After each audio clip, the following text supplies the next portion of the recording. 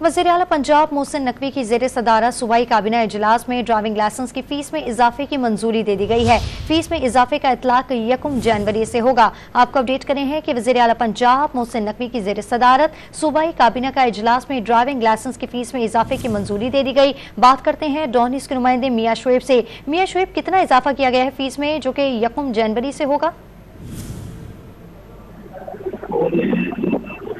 जी मियां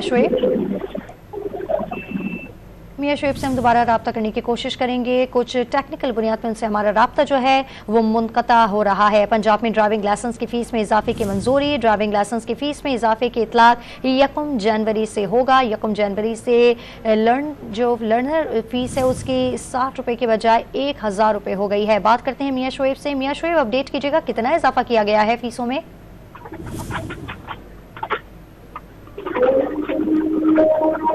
मियां शुएब से हमारा राब्ता जो है वो मुनक़ता हो गया है। अपने नाज़रीन को बता रहे हैं कि पंजाब में ड्राइविंग लाइसेंस की फ़ीस में इजाफे की मंजूरी, तफसीलात बता रहे थे मियां शुएब।